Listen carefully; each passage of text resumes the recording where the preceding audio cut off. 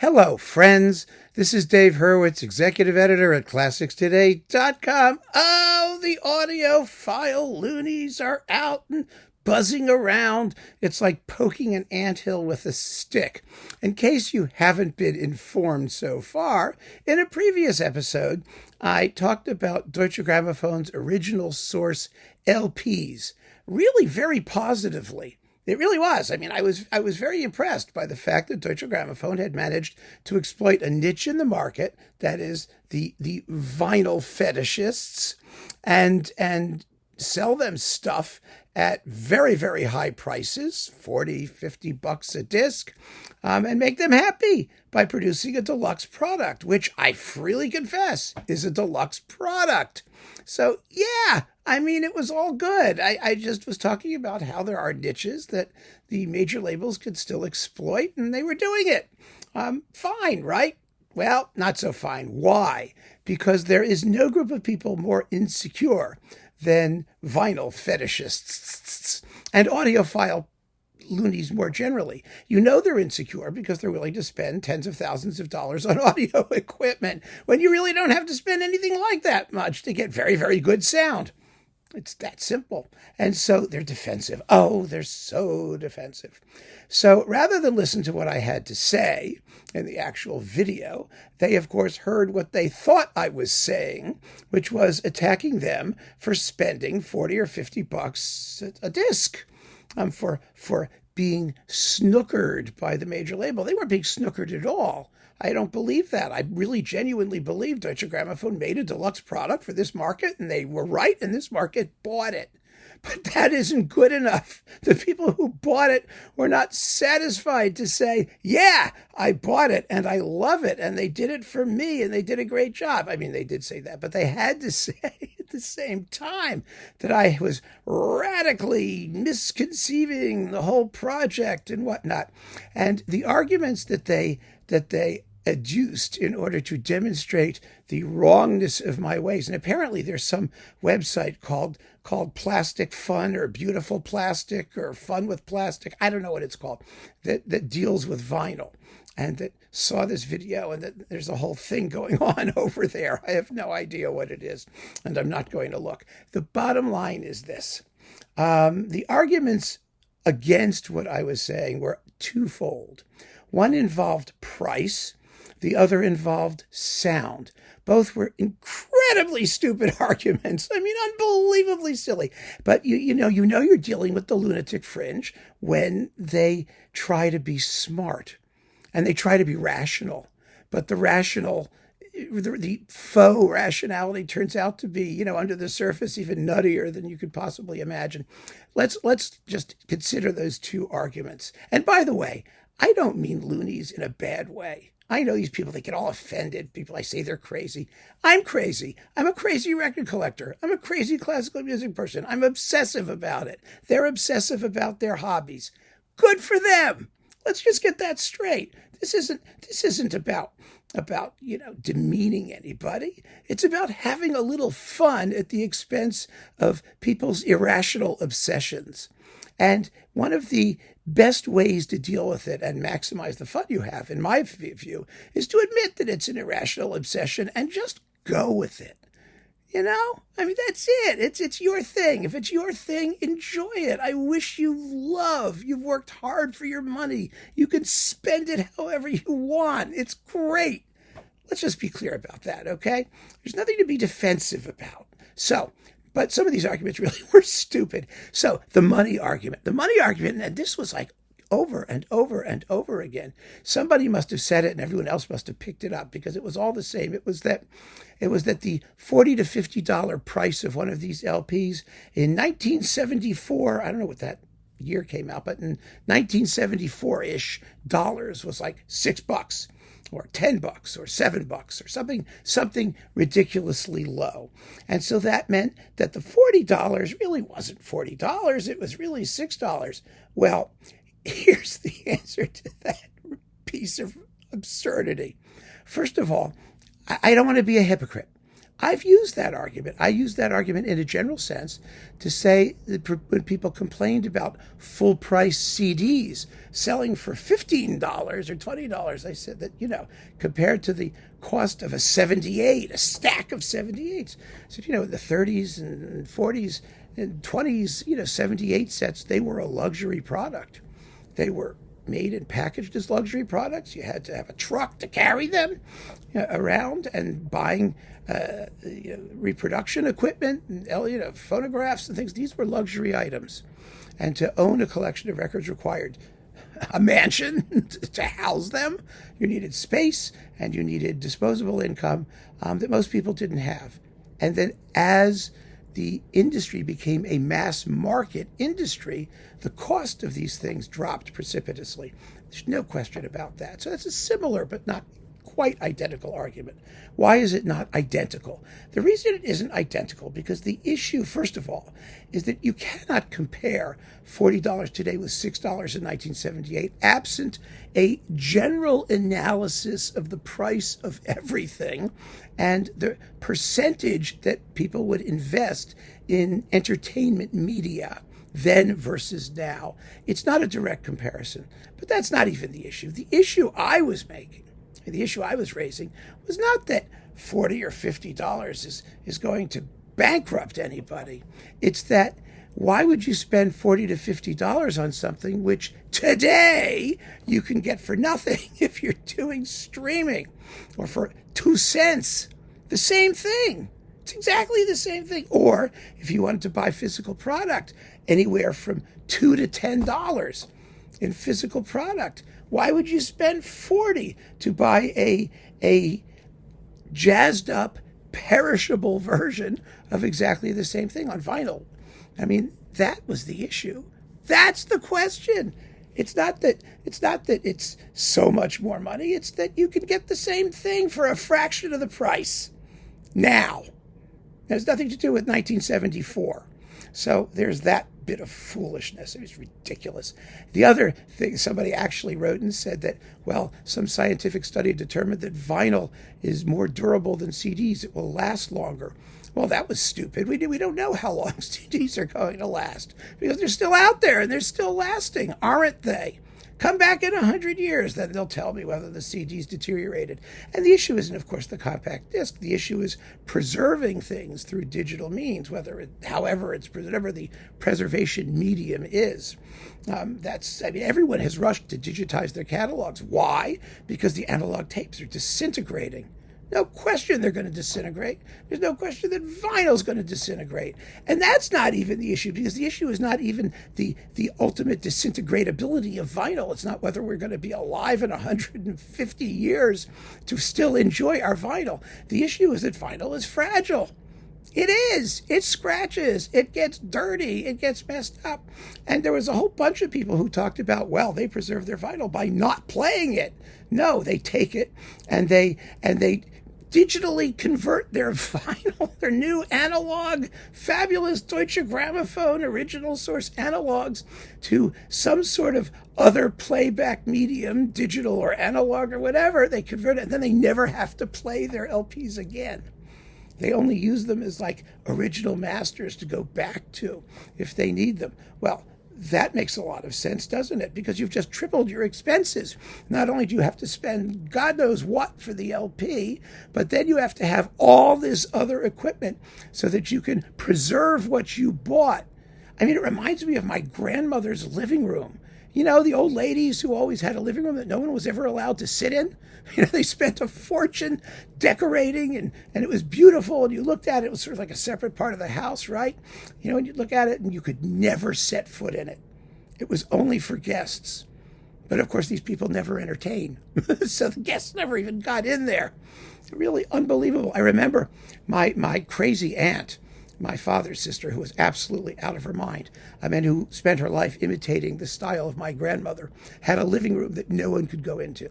It had a grand piano with a warped sounding board that couldn't be played because no one was allowed to touch it. It was just there for decoration. And when she died, we finally actually were able to go into the living room because she was dead, of course. And I remember my cousin walking into, sitting in this room saying, he grew up in the house, saying, I'd never been in here, and we'd open the windows and whatnot. She said, I've never seen this. I'd never seen this room with natural light. Well, that's what these people are doing when they buy their DGLP and somehow preserve it in some other way so they never have to risk damaging it. That's exactly my point. Why would you do that? You could just stream it.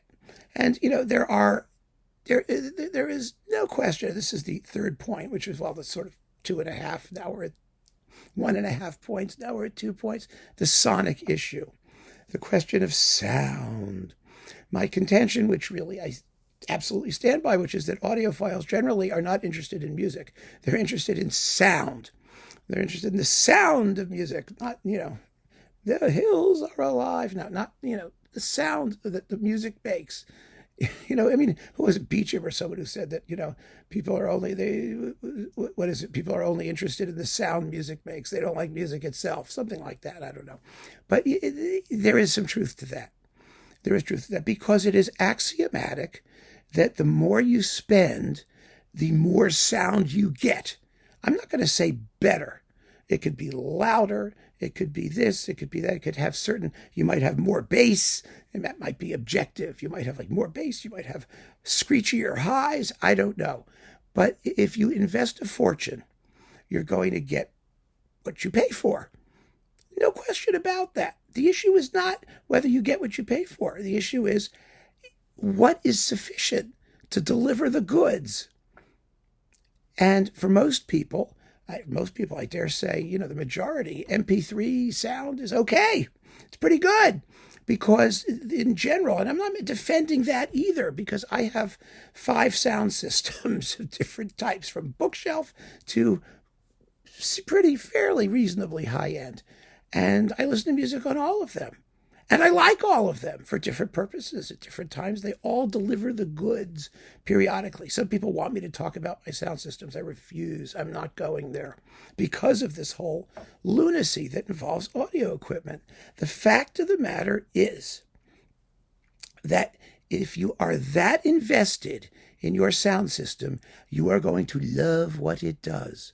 And whether what it does is better than what someone else's does or some other sound carrier medium does, this is purely subjective criterion. That's why I avoid audiophile stuff generally, because there are no facts. There's only subjective, vaporous impressions based on people's desperate need to justify the outrageous amounts of money they're spending on this. And you can't have a rational argument with people like that. There's nothing rational you can say. A lot of people said, well, I should have watched the videos about what Deutsche Grammophon did. And then I would understand better what the concept is. First of all, what makes you think I didn't? I mean, seriously. Second of all, even if I hadn't seen them, I wouldn't have needed to. I mean, there's no reason to, because I wasn't talking about whether or not these things were genuinely a deluxe product that sounded, special. I agree. They do. I don't care because that's not the issue. The issue was that they found a niche to market to and people were buying them. That was the point of the video, not whether Deutsche Grammophon had justified itself by showing all of the technological googies that they did to make this lovely deluxe product. I applaud their efforts. I do. But by the same token, are they better than compact discs? Are they better than SACDs? Are they better than... I don't care. What matters is what the people who own them feel. If they like them, they like them. But there were some things that were said that were absolute patent nonsense. One person said the Kubelik New World Symphony was unlistenable on LP, and now it sounds fabulous. Well, that's just crap. It's total nonsense. I mean, the vast majority of humanity, the millions of people who bought that recording were very happy with it. I had it. I thought it sounded just lovely. I thought it sounded just lovely on compact disc. I thought it sounded lovely in subsequent remasterings on DG Originals and all the different ways that it's been reissued over the years. It's just damn fine. Does it sound better for this one person now has decided that it's listenable because he spent 40 or 50 bucks getting it on LP to play on his thousands of dollars stylus and turntable and all of that stuff. Who cares? It's a meaningless statement. Absolutely meaningless statement. We have no way of knowing. You have no way of comparing what one of these things sounds like in your listening room, on your equipment, on any given day when you're in a particular mood, to what someone else hears when they play a compact disc, or they do lossless streaming, or they do MP3 streaming, or there is no way to compare any of those things. You're not comparing apples to apples. And if you're not doing that, then it's pointless. Absolutely pointless and ridiculous. And I'm just throwing that out there because that's just the God's honest truth. You know, one of the things that is so ridiculous about the whole audiophile fetish cultish thing is that every so often, I mean, everybody's opinion about this is different. Totally different, totally subjective. But every so often you find a clump of people who get together under a guru. That was the case with the absolute sound people back in the day. Remember? I mean, it was, was it Harvey Sachs or whatever his name was, the guy who ran the magazine? And, people taking black magic markers and running them around their compact discs and doing all these bizarre things to create better sound. The tube people, they're all these little niches and they all clump together. And there is obviously a DG clump. And DG has created the clump, and good for them. It's wonderful. They watched the videos. They drank the Kool-Aid. They understand all of the wonderful work and labor and care that went into producing a beautiful deluxe product, which they can sell at a very, very high price, given the other options that we have to enjoy the same performances. It's fine. So go worship at the altar of DG Original Source. I know you think it's demeaning for me to say it that way, but you get it. It's what it is. You're a member of a group. You enjoy a product, and you like to hang out with other members of the group, so you could all tell each other how wonderful and how smart and how perspicacious you were in joining the group. Fine. Make yourselves happy. That's really what it's about. It's just about making yourself happy. And if I'm, a bit dismissive of it, or I find it amusing, well, that's me. I do. I'm entitled to that point of view as well, just as you're entitled to spend your money the way you like and enjoy music however you enjoy it and go for it. The reality of this whole vinyl craziness is that it was, as one of you did point out, I think incorrectly, is that it was all sustained by the pop and rock and the pop and rock people, the club people, the DJs who are always using vinyl because they're like going, with the stylus and, doing things like that. That's what's kept vinyl going, because you have to be able to manipulate it in certain ways.